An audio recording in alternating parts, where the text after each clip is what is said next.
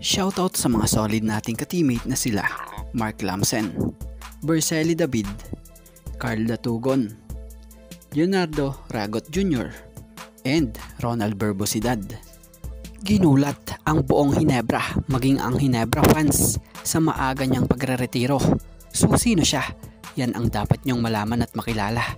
End player ng Gilas na magiging armas nila pangbantay sa Jordan naturalized na si Rondoy Hollis Jefferson. Ganito nga siya, kahusay at kasipag. So wag na nga nating patagalin pa, tara at atin ang talakayin agad yan. So bukod nga sa tapatan ni Justin Brownlee and Rondoy Hollis Jefferson sa Asian Games, isa nga rin sa nakaka-excite yung Abueva na maaaring isa sa mangungulit at magbabantay nga dito kay RHJ. Kilala naman natin tong si Calvin Abueva, diba?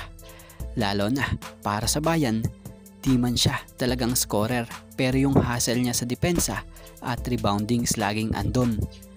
Sabi nga ng iba, si Calvin ang player na mas gugustuhin mong kakampi kaysa sa kalaban. Kung papansin ninyo noon pa man, pag suot niya ang Gilas jersey, kitang kita mo yung kagustuhan niya manalo para sa Pilipinas. Hindi yan papadaig at ayaw niyan minamaliit din yung mga Pinoy pagdating sa larong basketball. Kaya 101% nga yan lagi kung lumaro. Sa totoo lang, excited nga rin tayo na makita sila na magkakampi nitong si Justin Brownlee. At about naman dito sa nagretiro ng taga Hinebra. Nabawasan na nga po ng isang coaching staff ang Hinebra dahil sa pagre-retiro ni Freddy Abuda. So after 12 years na itong pagsiservisyo sa Barangay Hinebra ay tuluyan na nga itong nagpaalam na. Base sa report, magmamigrate na patungong US ang nasabing Hinebra assistant coach kasama ang pamilya.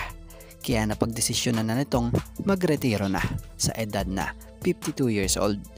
So maiiwan na lang sa assistant coach or sa coaching staff ni Coach Tim Cone ay itong sila Coach Olsen Racela and Coach Kirk Collier, Coach Patrick and Coach Richard. By the next week nga raw, ayon kay Coach Olsen, sila lang daw ang maiiwan ni Coach Kirk para magpa-ensayo sa Barangay Hinebra.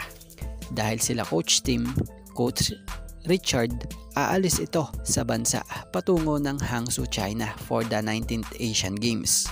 So ito nga lang po muna mga ka-teammate ang ating sports pasada, and thank you for watching guys, and God bless everyone.